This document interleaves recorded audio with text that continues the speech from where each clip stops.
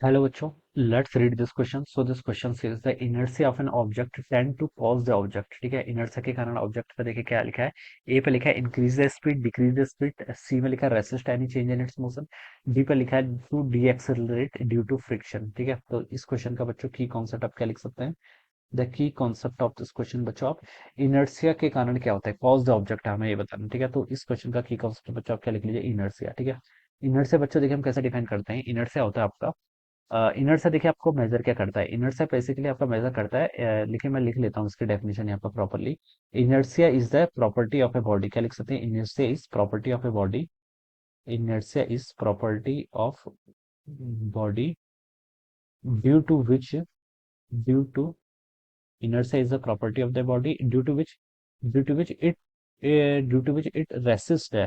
क्या लिख सकते हैं, ड्यू टू रेसिस्ट बोल दीजिए या फिर अपोज बोल दीजिए। ठीक है, inertia is a property of the body due to which it resist and resist any change in its state। ठीक है, due to which it resist any change in its state। ठीक है, in its state of motion और rest लिख लीजिए। ठीक है, in its state of motion और rest। ठीक है, तो ये आपका इनर्शिया हो जाएगा। ठीक है, कोई ऑब्जेक्ट मूव कर रहा है तभी भी इस पर इनर्शिया लगेगा और रेस्ट पे तभी भी इनर्शिया लगेगा। ठीक है, तो क्या लिखा है देखिए, inertia is the property of a body due to which it resist any change in its state of motion और रेस्ट। ठीक है, अगर कोई ऑब्जेक्ट देखिए रेस्ट पर है, ठीक है, तो उसकी टेंडेंसी है कि वो रेस्ट पर ही रहना चाहता है। तो क्यों, बिकॉज उसके पास इनर्शिया लग रहा है, और इनर्शिया किसके प्रोपोर्शनल होता है, आपके मासेस के प्रोपोर्शनल होता है। जितना ज्यादा मास उतना ज्यादा इनर्शिया है। ठीक है, या फिर कोई ऑब्जेक्ट आपके 20 स्पीड से मूव कर रहा है तो ये चाहेगा कि 20 स्पीड से ही मूव करता रहे ऑलवेज। ठीक है, तो ये इसकी टेंडेंसी है। तो इसको अपोज करने की जो टेंडेंसी होती है अपने मोशन को, इसे हम क्या बोलते हैं, इनर्शिया बोलते हैं। ठीक है, द इनर्शिया पे body tend to cause the object. ठीक है, तो इनर्शिया के कारण ऑब्जेक्ट पर क्या होता है अब आपको ये बताना। देखिए मैंने डेफिनेशन पूरी लिख दी है,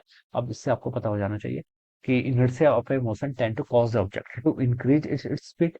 तो ये तो रॉन्ग हो जाएगा। मैंने क्या बोला कि कोई भी ऑब्जेक्ट अपनी स्टेट को मेंटेन करना चाहता है, जिस स्पीड से उसी स्पीड से मूव करना चाहता है। रेस्ट पर है तो रेस्ट पर ही रहना चाहता है। ठीक है, तो इंक्रीज इट्स स्पीड, तो बच्चों ये तो आपका रॉन्ग हो जाएगा। बी पे लिखा है to decrease in its speed, ये भी ऑल्सो रॉन्ग है। ठीक है, वही स्पीड में घूमना चाहेगा। ठीक है, मतलब मोशन करना चाहेगा। सी पे लिखा है to resist any change in its state of motion, तो ये वाला स्टेटमेंट देखिए बिल्कुल करेक्ट है। डेफिनेशन जो मैंने लिखा है यहाँ पर बिल्कुल उसी का पार्ट है। ठीक है, डी पे लिखा है to decelerate due to friction, this is also incorrect. ठीक है, डी एक्सेलरेट होगा इसका मतलब क्या हो रहा है, वेलोसिटी स्लो डाउन हो रही है। ठीक है, तो इसका मतलब क्या हुआ, इसका मतलब वही हुआ क्या, स्टेट ऑफ मोशन चेंज हो रही है, तो उसको तो अपोज करता है ना इनर्शिया, तो डी ऑप्शन भी इनकरेक्ट। तो उसका जो राइट आंसर होगा वो क्या होगा, सी ऑप्शन हो जाएगा। Alright, this would be the correct answer of this question. So I hope you all understood this concept. All the best and thank you so much.